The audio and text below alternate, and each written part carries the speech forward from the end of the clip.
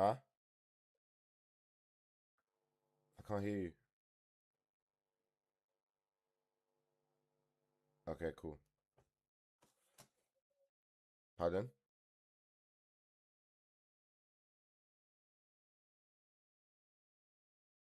You have to take it to the shop. Alright, good afternoon, everybody. New day trading. I'm going to keep it quick because I need to go soon. I've got a long day ahead of me. Very long day. But anyway, let's get back into straight into the market. It's going to go over what we did, look for opportunities, and then on the Telegram, we'll keep updated any ideas that we may have. 1 second.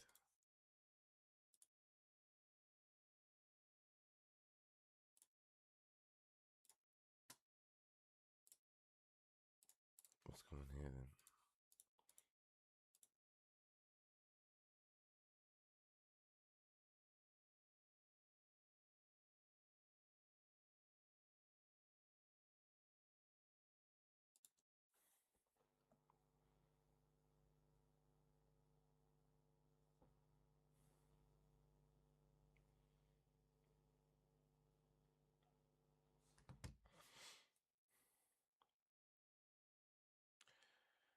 Okay. Oops. All right. So yesterday we found. Well, we didn't find. I guess we did technically find some trades on the 27th of July. So from here, the first trade we entered was this Euro USD idea.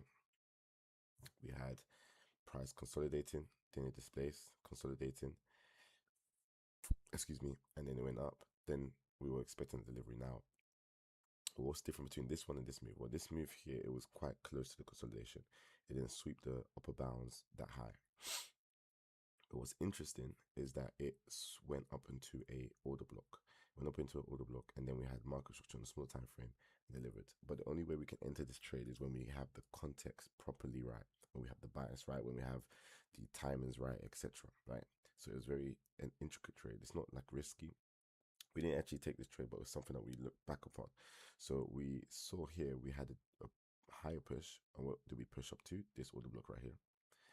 We came up to this order block, and then we kind of wicked into this fair value gap, which is a fair value on the higher time frames, I think the hourly.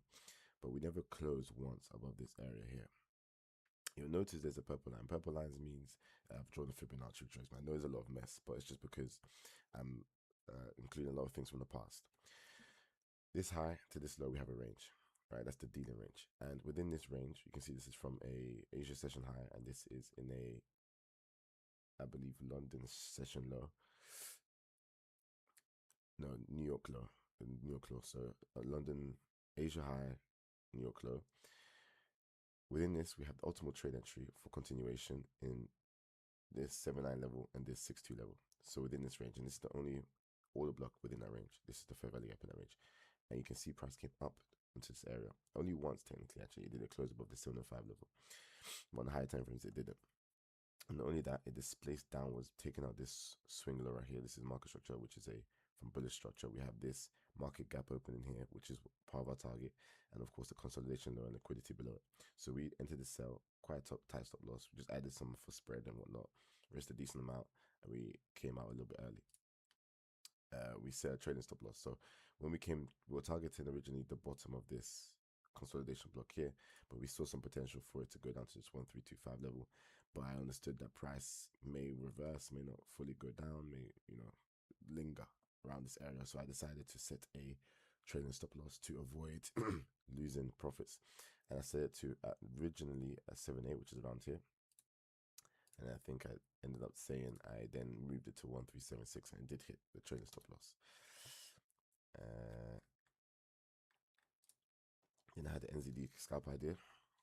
It actually moved very quickly. I was meant to get in at that 9. I think I got in a little bit lower. Simple idea really is just a continuation program. We have a fair value gap here on the 15-minute time frame. We then have this high been taken out, which is a liquidity sweep. It shouldn't have been taken out. It's ITH. And then we have obviously price action. We close below the market structure. We have equal lows over here. You can see there's a low here and there's lows here, so it's equal lows. But right next to it was near the end of the day. I think this was after the afternoon session, after the noon session, so 12, where you see liquidity start to price starts to hunt for liquidity at 12 to 1 since it's lunchtime. So we expected this high to get taken out, which was taking us deep into this fair value gap, right to this 0.5 level from this dealing range, the New York high to the New York low, and then no continuation. And then we had this happen here, and this was the one I had a trading stop loss from 7.8 to 7.6, and I moved this one down. So yeah, I closed this trade myself manually because I wanted 2.6. This one, I don't know what the number is. I'll check it later. I'll probably update it later as well. So this is the NZDU trade. As you can see, it ended up hitting our target. The only difference was that I didn't want to hold it over midnight. And you can see 5 o'clock New York times when the markets close. So I had to close beforehand. And I closed around this 5776 level. I had faith it would get to my target. The only thing was that I was kind of concerned about was whether or not we would actually get there today, which was yesterday. So that's why I came out early. You can see then we lingered. Asia took it to that area, and London's taking it back up. So that was the trade we took right here. And that red line is just marking where we came out. Cool.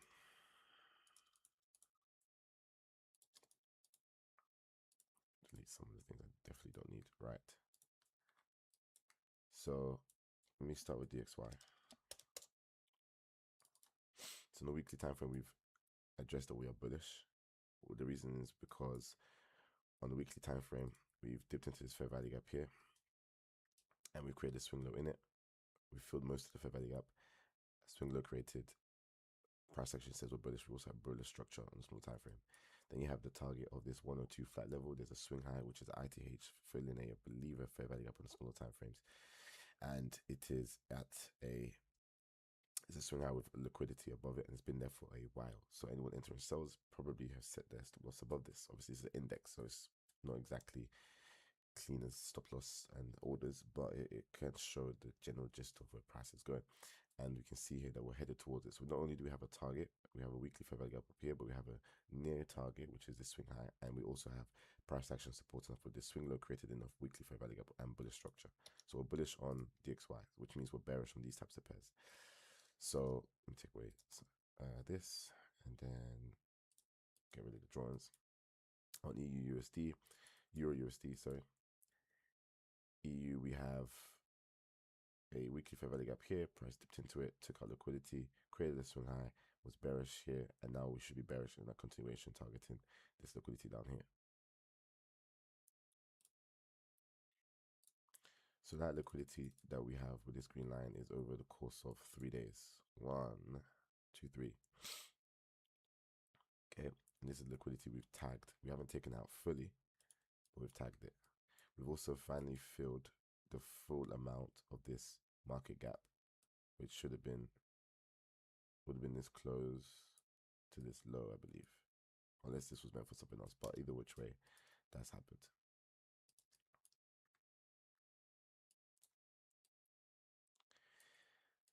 Okay, so now we have a new dealing range. So let me just get rid of some noise that doesn't need to be here.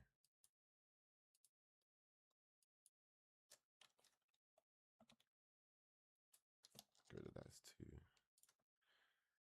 Okay, so this is the high of the week. So basically what I do with this is based on our Google Sheet, our study session, we found that on EU, we have by the London session, which is now, we have around 81% chance that we form the high or the low of the week if we're bearish for that week or bullish for that week. So in this case, we're bearish for this week on specific pairs, such as EU, etc., meaning that we've created the high of the week already. So what that means is that price will never go above here. And it helps solidify direction too. So when you're on Tuesday session, one of the things I'll do is just look at the weekly and see what color it is. If it's bearish, we're probably bearish for that week. It doesn't always mean that's the case. Just because we created the high of the week by this time doesn't mean that price will not retrace. There's still a 20% chance that we've got it wrong, first of all. It's also possible that we've got it right, but then price then reverses midweek and has two directions where it reaches the target that we have for it bearish wise on Tuesday, Wednesday, and then Thursday, Friday, it just pulls back even further than where we started from in the original week. That's also possible. So the context to why the high of the week is formed by Tuesday is dependent on the pair. Also, there's news today as well that's should have already happened, yeah, at 3 p.m. Not anything crazy, just consumer confidence. And there's also medium impacts. It's not that much. For the most part, we've been quite bullish. We've only had one bearish in the month of June, and we actually forecasted a very large increase, but we haven't been below 92 or 91, sorry, in a very, very long time, if at all. And we are very close to that 91. So an increase is logically expected, especially when you have been more bullish, than bearish. That does support idea, but I don't really like speculating with news. It's just I use logic, and it doesn't really matter. I think they just use it for liquidity purposes. So anyway, this is the high of the week, which is at this 1418 level, and we've distributed somewhat downwards for the time being. And what's interesting is that we've had the power of 3 even for the weekly candlestick. How? So let me explain. So we opened here, you can see the market gap. We then pushed up to this 1418 level. So when we opened, we were actually bullish, taking this price into this liquidity area, this order block. From there, we then shifted to the downside, filled not only this market gap, but came all the way and tagged this liquidity at this 113,617 level right here to the T. It's all pre-drawn and it's come right to it. And you can see the structure points here. Okay, so what now needs to happen is if we zoom out a bit, you can see the shape. We distribute, or we go down, consolidate, go down, consolidate, go down, consolidate, come up a little bit, come down. But we've already met this area here. I think one or two things will happen. Either we move straight down, create a lower low, and then pull back into this range and then continue, or we consolidate for a bit and then come up and then go down, similar to what we did here. Consolidate for a bit, came up, and then come down. Excuse me. But it's a bit difficult to know as of now. I think this might distribute around New York delivery. So if we start from this high of the week here, draw this fib retracement, we have optimal trade entry at this order block. And you'll notice that this is an order block here, price ran down from it. This is an order block here, price tagged it, went down. Came up to another order block, went down. Came up to another order block, went down. So it coming up to this order block and then going down seems plausible because that's what we've done for the past 3 times. So what it would need is for us to basically take buy side liquidity. So that's what we should be looking for, but not just any buy side liquidity. We need a significant buy side liquidity, such as daily highs, which in this instance would actually be the high of the week, since yes, it was the start of the week. So if we believe this is not going to get taken out, we cannot really expect price to take this out. So if it's going to continue, it cannot take out this high right here. So it has to come up to somewhere in between where we're at right now and the high. And I like the idea of this order block right here.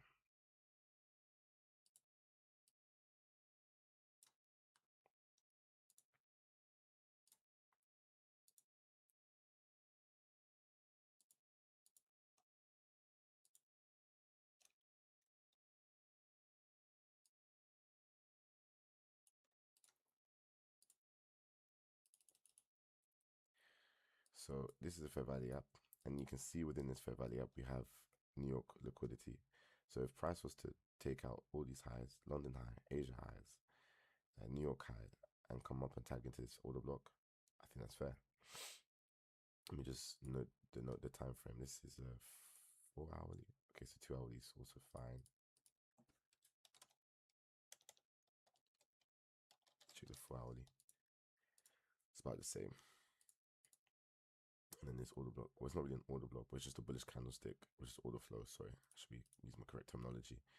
This is the 1 hour time frame, which is a good time frame. It's the minimum time frame I like to use for such things.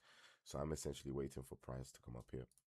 Let's go to the 30 minutes so I can show you the liquidity. And if it comes up here, I'm happy. Taking liquidity up to the order block, I'll then be looking for sales.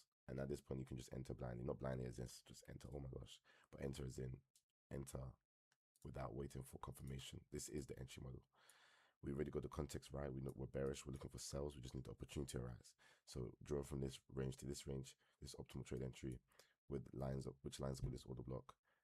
We said above the order block here. Spread is EU, so it's only going to be like 1 pip, so take it to 9.3 and like 1 or 2 pips, maybe 11.5, and then that'll be a 1 to 2.8, and that is a trade that we can take for this week. So untag everything else and then show that's clear. So I'm going to try do the same thing for NZDU, GBP, USD, and then see what it gives us. So it's kind of the same kind of posture, really. You can see that we've come down, consolidated, come down, came up to this consolidation, and some bullish candlesticks here, came back down. There's also optimal trade entry as well. Bam, came back down. Cool. Then we want to, from this swing high to this swing low, which has equal lows right here.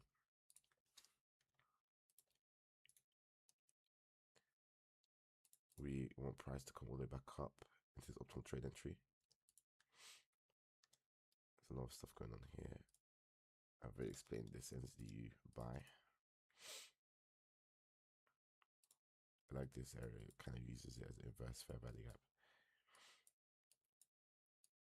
There's also New York liquidity resting at this area of 6.2 level. You can see it's a bullish run here. So price coming up to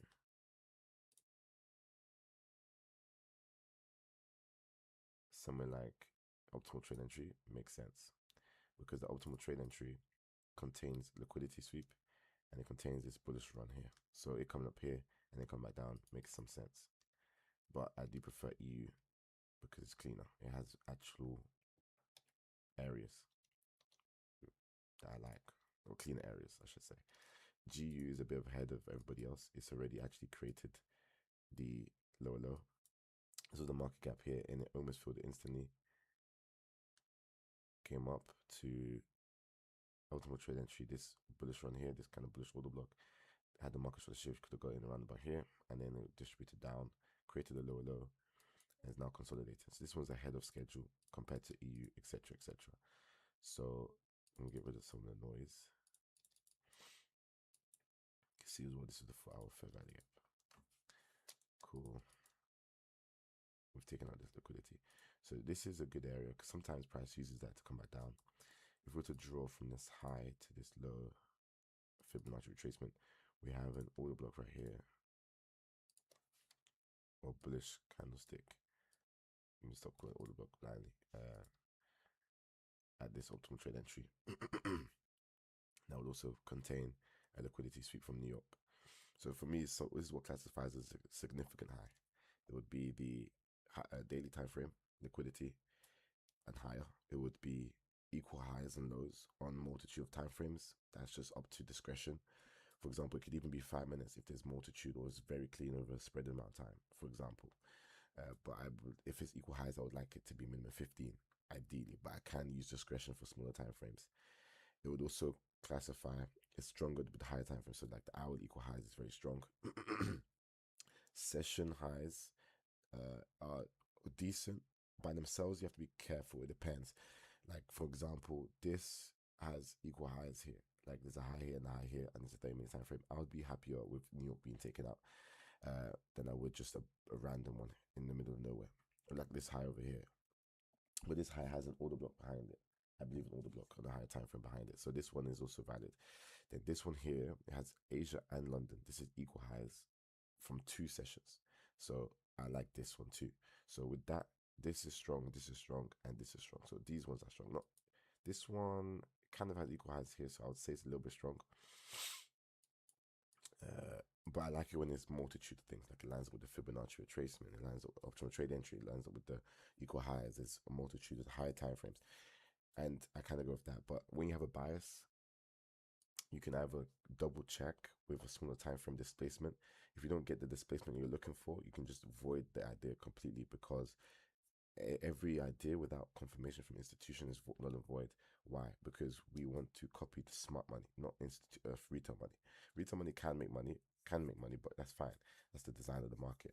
But the idea of being consistently profitable, I've only ever known the smart money to be consistently profitable. So why would I follow somebody that's not consistently profitable?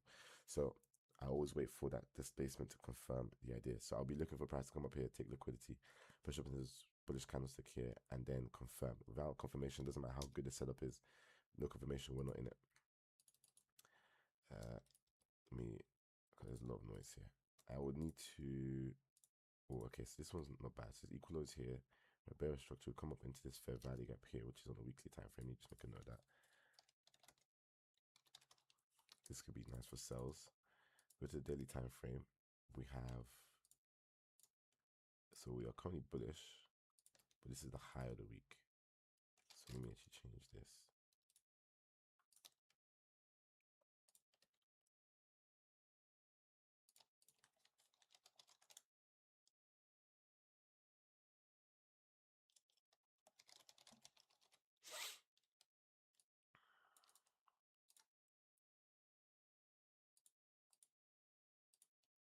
This is the high of the week, and what's interesting is that the order block, surprise, surprise, this is liquidity sweep.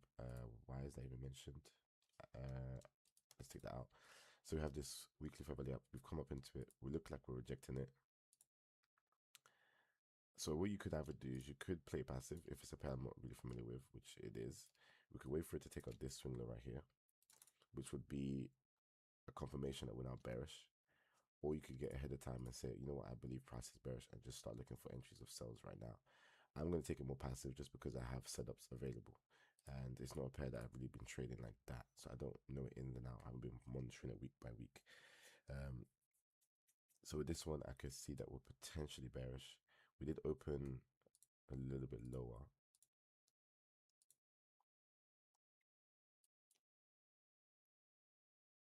And we'll see a market gap.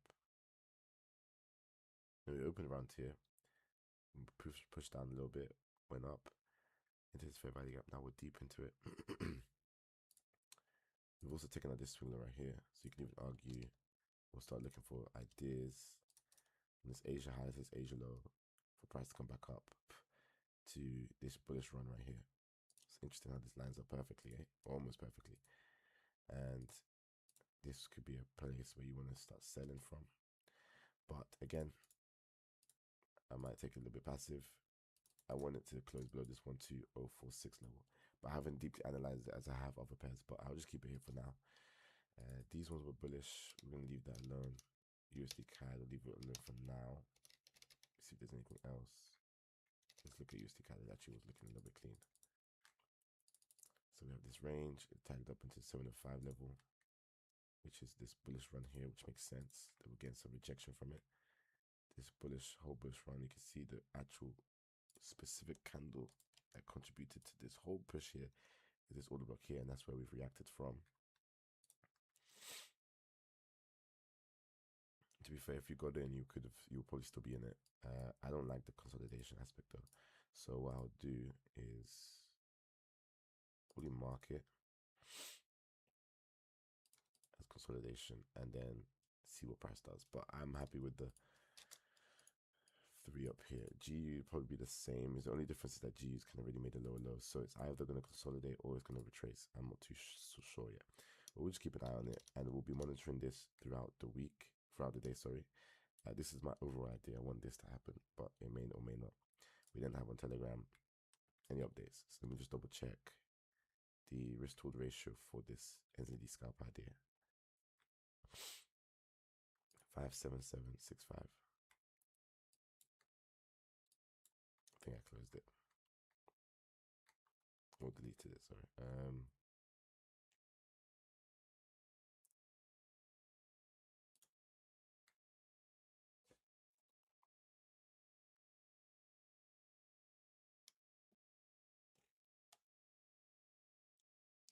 So 57818.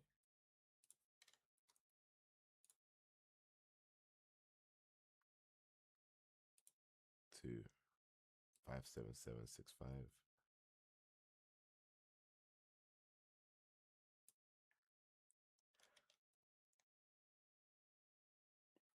What was the initial stop loss? 57871.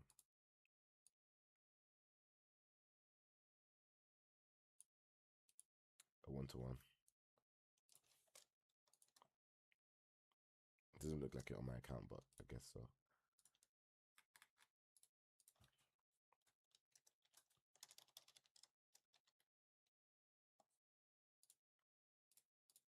Okay, perfect. That's it for today, guys. I do want to study, but I have a long day. I'm gonna go out, do a job, do some evangelism, go to church, and then I have rehearsals, and then I'm gonna come back home. It's gonna be around midnight, and I have prayers. So yeah, I don't think I'll be able to stream again. So I wanted to stream quickly in the morning. I do have to rush. I have to leave in an hour. I have to pack a lot of stuff and do some things. So I'm gonna get ready, and I'll see you guys later throughout the day. If you want to see any updates, join the Telegram. The link should be in the description, and then we can go from there. And I love you guys. See you tomorrow. It's me and Boy CJ. See you in peace. Take care.